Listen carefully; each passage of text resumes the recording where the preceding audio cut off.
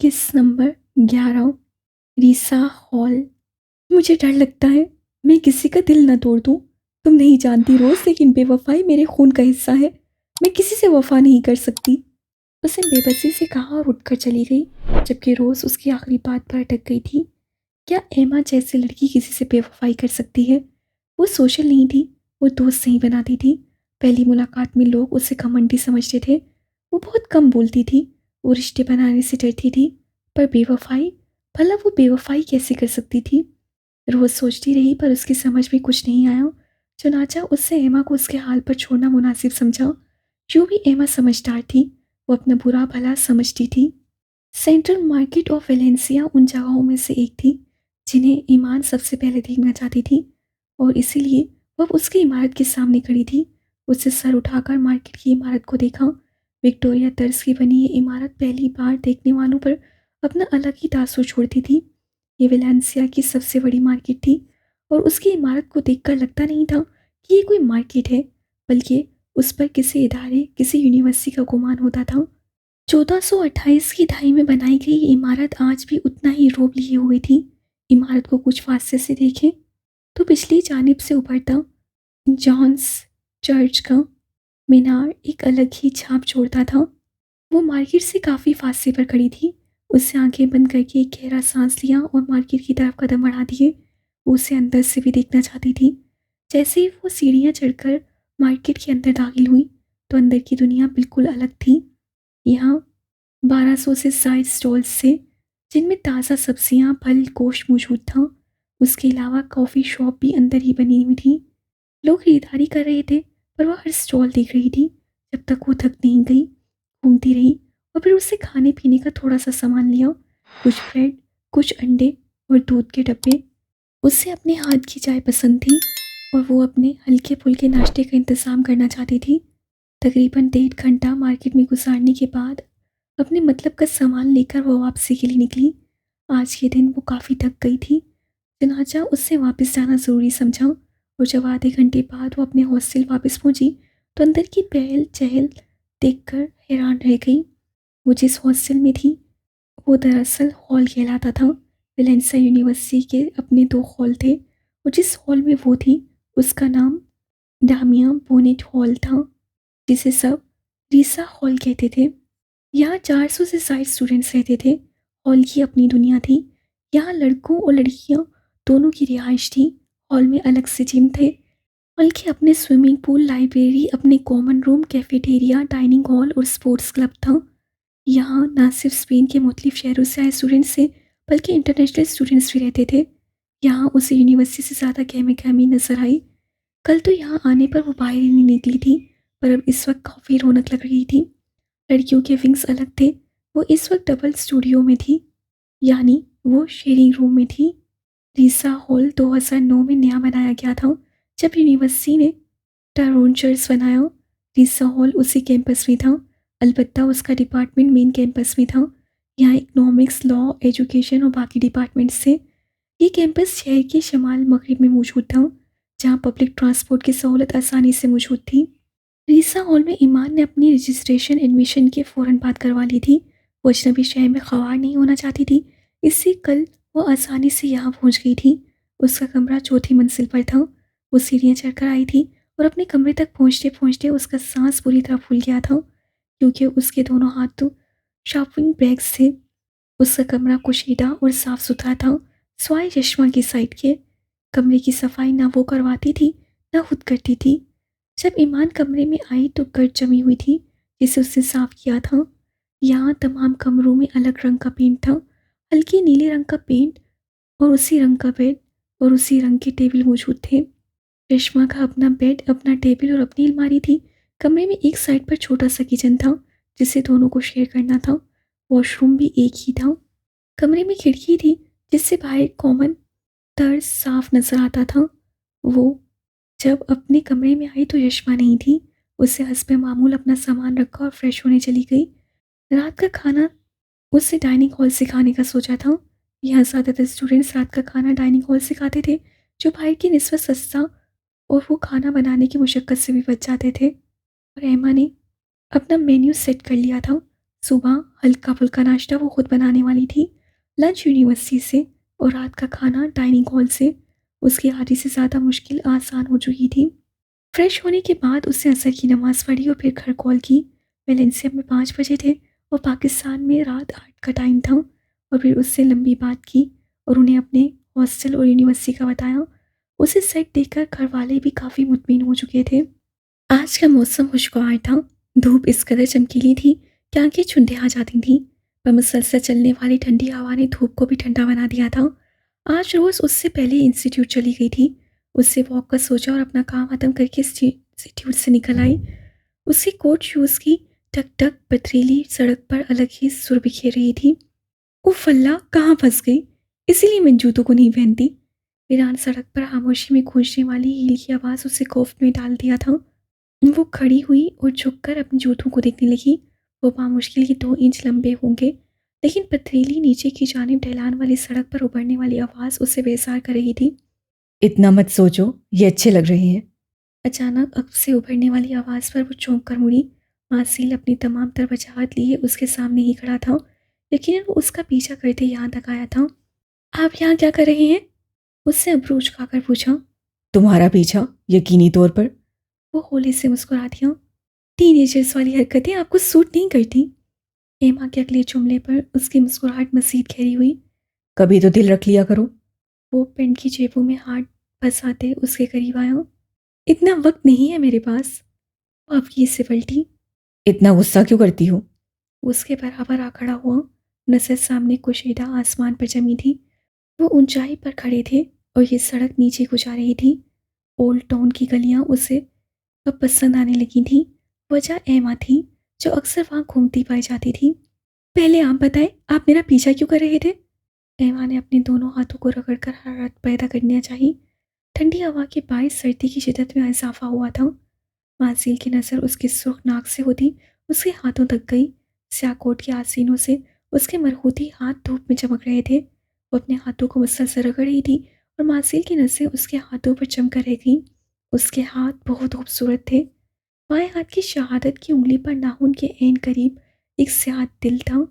उसके बड़े हुए नाखून सफ़ेद थे, जैसे सफ़ेद पॉलिश लगा रखी हो। वो चमक रहे थे। वो चाहकर भी अपनी नज़र नहीं हटा पाया। एमा ने उसे जब यूं अपने हाथों को तकते पाया तो वो उन्हें जल्दी से अपनी कोट की जेबों में छुपा गई। खूबसूरत। वो बस इतना ही कह पाया। उसकी यूं अचानक तारीफ पर एमा को अपने चेहरे से आग निकलती महसूस हुई। मासिल ने नजरें अब उसके चेहरे का तवाफ कर रही थी। ऐसे क्यों घूर रहे हैं? वो बिगड़ गई। तुम अपने हाथों को ना छुपाती तो मैं उन्हें देखता रहता। अब छुपा ली हैं तो चेहरा सामने है। वैसे तुम क्या खाती हो? इतनी खूबसूरत क्यों लगती हो मुझे? वो कुछ भी दिल में रखने का कायल नहीं था, लेकिन वो नहीं जानता था उसकी इन बातों से एमा की जान पर बना दी थी। मेरा पीछा मत करे। वो उसकी बात का जवाब दिए बिना उसे फोन करती आगे बढ़ी। मैं तुम्हारा पीछा नहीं कर रहा था, मैं तो बस वॉक करने। उसकी बात मुंह में ही रह गई जब एमा ने घूर कर उसे देखा। अब क्या मेरी जान लोगी? वो भी खफा हुआ। तुमने आज मुझसे कोई बात नहीं की, इसमें मेरा क्या कसूर है? वो शिकवा कर गया और एमा उसकी बात सुनकर बेबस हुई। मुझे अनकंफर्टेबल महसूस होता है जब आप ऐसी बातें करते हैं। फिलहाल उससे अपनी उलझन बताई। अच्छा, मैं कुछ नहीं बोलूँगा, पर तुम्हारे साथ तो चल सकता हूँ ना? वो जानती थी उसके साथ होते हुए वो चुप नहीं रह सकता था, इसलिए वो खामोशी से आगे बढ़ गई, जबकि मासिल मुस्कुराहट दबाकर उसके साथ साथ चलने लगा। उससे अच्छा लगता था इस नकचई लड़की के साथ घंटों चलना, बातें करना, पर ये बात वो नहीं समझ सकती थी। वो दोनों आगे बढ़ते जा रहे थे, तभी अचानक उनके पीछे स्याह कोट में मलबूस शख्स उभरा था। उसके हाथ में कैमरा था और वो उन दोनों की अपनी मतलब की तस्वीरें बना चुका था। वो मेरी है। मैं उसकी ज़िंदगी में आने वाला पहला मर्द हूँ। वो दोनों काफ़ी अरसे बाद मुकाबिल आए थे। अस्पताल की राहदारी में खड़े वो दोनों ग्लास विंडो के उस पार नजर आते वजूद को देख रहे थे, जिसे बेड के साथ बांधा गया था। वो दोनों वही थे, स्याह और सफ़ेद, जिनसे बंधा वो वजूद नफरत करता था। वो तुम्हारी कभी नहीं हो सकती, किसी भी कीमत पर नहीं। सफ़ेद ने स्याह की बात सुनकर जवाब दिया, लहजा अटल था। उसकी बात पर स्याह मुस्कुरा दिया। वो स्याह हो चुकी है, वो मेरी हो चुकी है। मैं उसे अपनाऊं या ना अपनाऊं, वो मेरी ही रहेगी। कितना यकीन था स्याह को खुद पर। तुम कुछ भी कर लो, वो तुम्हें कभी नहीं मिल सकती। सफ़ेद ने फिर उसके यकीन की धज्जियां उड़ाई। सियाह ने सबसे जबड़े भींचे। क्यों? क्यों नहीं हो सकती? She is my wife. सफ़ेद ने गोया धमाका किया और सियाह ने उसे गर्दन मोड़कर यूं देखा जैसे उससे कोई अनहोनी बात करती हो। वो बड़ी बड़ी निगाहों से उसे देख रहा था, जिसका चेहरा जज्बात से आरी था। उम्मे हानम ऐसे ही नहीं मिल जाती। उम्मे हानम के लिए रूहान जबील बनना पड़ता है। सफ़ेद ने सीने पर बंधे हाथ अब पेंट की जेबों में डाले और पलटकर सियाह को देखा, जो उसे ही देख रहा था। दोनों की नसें पल भर को टकराईं। वो अब तक तुम्हारे पास इसलिए थी कि मैंने ऐसा चाहा था। अब मैं नहीं चाहता कि तुम मेरी बीवी के आसपास भी नजर आओ। उसकी आंखों में, उसके लहजे में क्या कुछ नहीं था। सियाह को अपना वजूद भस्म होता नजर आया। मिस्टर जबील, आइए, हमें आपसे कुछ ज़रूरी बात करनी है। इससे पहले कि सियाह कोई जवाब देता, अचानक वहाँ एक डॉक्टर आई और सफ़ेद उसे वहीं छोड़कर चला गया। सियाह ने बेयकीनी से ग्लास विंडो के पार देखा।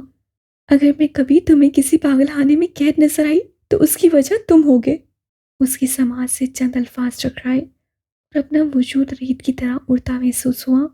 उसका पहला दिन अच्छा गुजर गया था। यूनिवर्सिटी ठीक रही थी और सेंट्रल मार्केट भी घूम आई थी। इस वक्त वो गहरे भूरे रंग के अपने से डबल साइज खोले ट्राउजर शर्ट में मलबूस रीसा की डाइनिंग हॉल में आई। सर पर उससे स्याह स्कार्फ ले रखा था। इतनी रौनक कहीं भी नजर नहीं आई थी उसे, जितनी कि रीसा के हर हॉल में थी। रात के खाने का वक्त था। स्टूडेंट्स की काफ़ी तादाद यहाँ मौजूद थी। उसे पहले तो समझ ना आया कि क्या करना है। फिर उसने एक जानिब खड़े होकर माहौल का मुशाहिदा किया। उसने स्टूडेंट्स को ट्रे उठाकर काउंटर पर जाते और वहाँ से खाना लेकर वापस लंबे मेज़ के इर्द गिर्द रखी कुर्सी पर बैठते देखा। उसका हलक सूख चुका था। हर जगह पर उसका पहला दिन था। वो डरी हुई थी कि कहीं कोई गलती ना हो जाए और वो किसी के मजाक का निशाना ना बन जाए। वो भी काउंटर पर गई, ट्रे उठाई, उससे चंद खानों को देखा। वो काफ़ी सोच विचार के साथ वो खाना लेकर वापस टेबल पर आकर बैठ गई। अभी उसने पहला निवाला मुंह में डाला ही था कि सामने दूसरे टेबल पर बैठे शख्स पर नजर पड़ी। उसे जोर का अच्छू लगा। सामने और कोई नहीं बल्कि अब्दुल बैठा था। बालों को पोनी में मुकीद किए वो गहरी नजरों से उसे ही देख रहा था। ईमान से सांस लेना मुश्किल हो गया। वो जल्दी से बोतल उठाकर पानी पीने लगी। इससे पहले वो वहां से भागती, अचानक एक लड़की उसके पास आकर बैठी। अरे, तुम यशमा के रूम से आई हो ना? उससे बैठते ही पूछा। हाँ, वो वहाँ मुश्किल बोल पाई। मैं तुम्हारे सामने वाले रूम में रहती हूँ। यशमा अच्छी लड़की है। वो तेज से बोल रही थी, फिर अचानक उसकी जानिब झुकी और उसके कान में सरगोशी की। उससे बचकर रहना। वो सरगोशी करते ही जिस आंधी की तरह आई थी उसी तूफान की तरह वापस चली गई। जबकि ईमान साकित बैठी रह गई। उसे तो उस लड़की का अभी चेहरा भी सहने नशीन नहीं हुआ था। उसका दिल इतनी जोर से धड़क रहा था कि इतने शोर में भी उसे अपनी धड़कन सुनाई दे रही थी। डरते डरते सामने नजर उठाई तो अब्दुल गायब था। उसे सुकून का सांस लिया।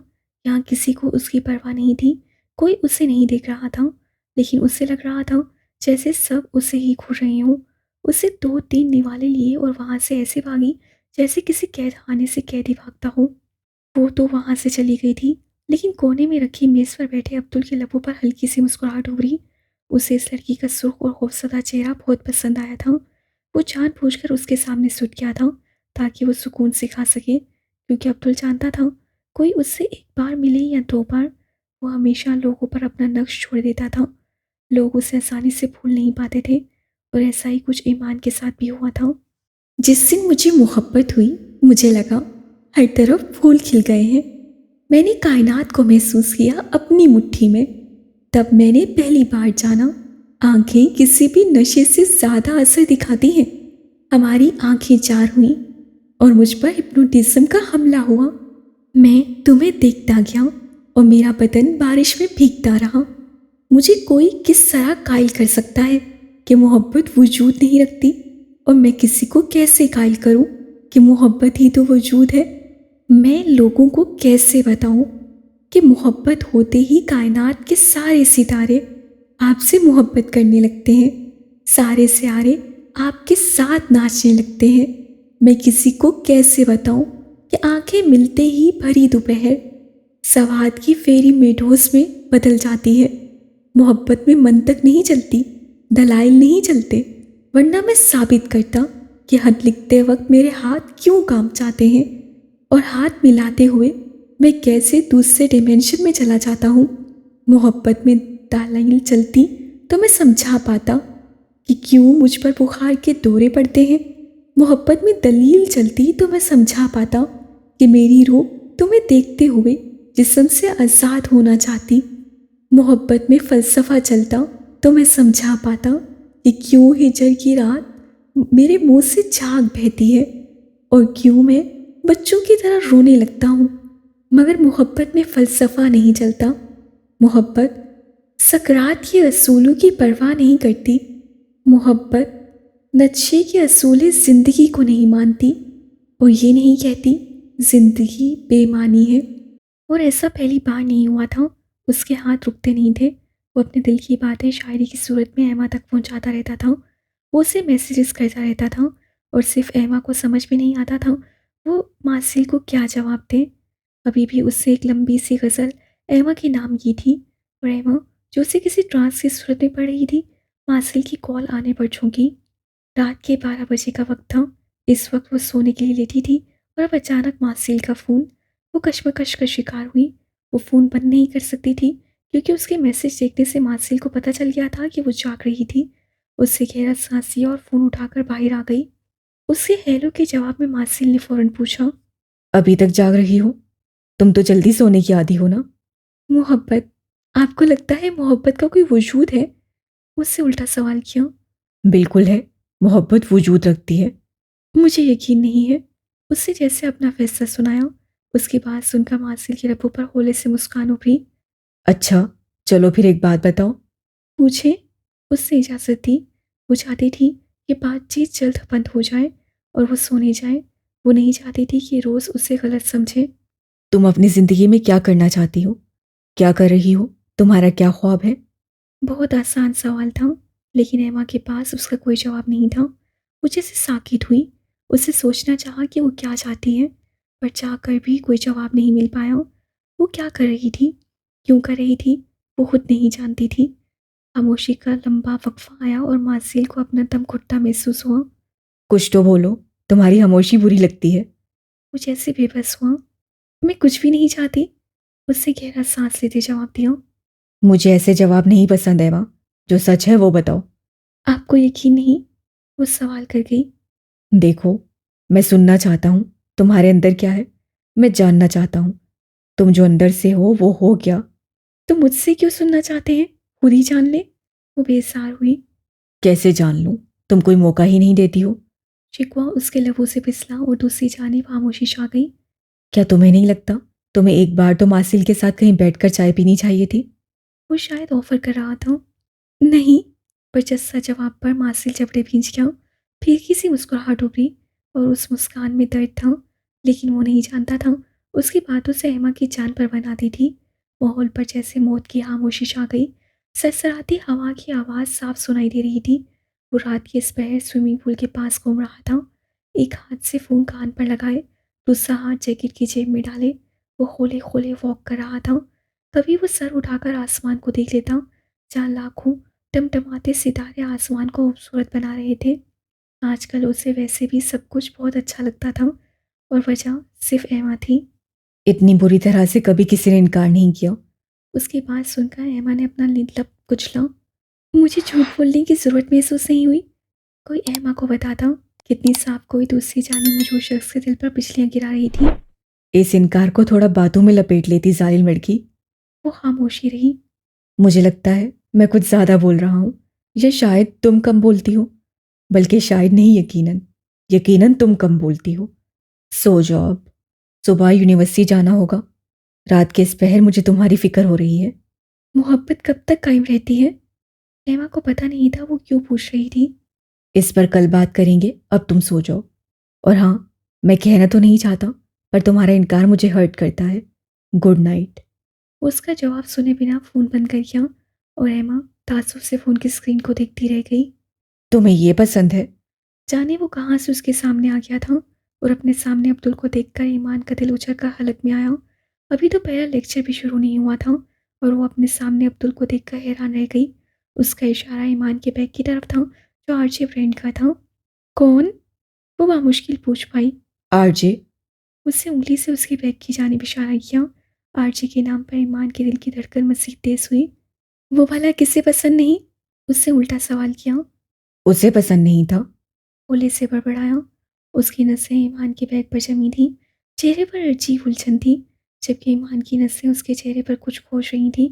उसके लंबे बालों और उसकी दाढ़ी ने उसके चेहरे के नकूश जैसे छुपा लिए थे, पर फिर भी ईमान को वो चेहरा जाना पहचाना लगा, जैसे उससे पहले भी देख रखा हो, बल्कि वो बार बार देखती रही हो। आरजी किसको पसंद नहीं था? ईमान ने तजस्सुस से पूछा। उम्मे हानम को। बजस सा जवाब आया था और ईमान जैसे पत्थर की हो गई।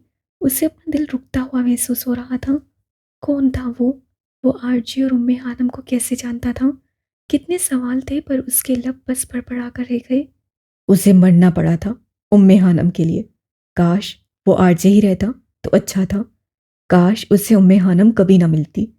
वो बड़बड़ाते हुए चला गया, पर वो नहीं जानता था अपने पीछे खड़ी लड़की को वो किस आग में धकेल गया था।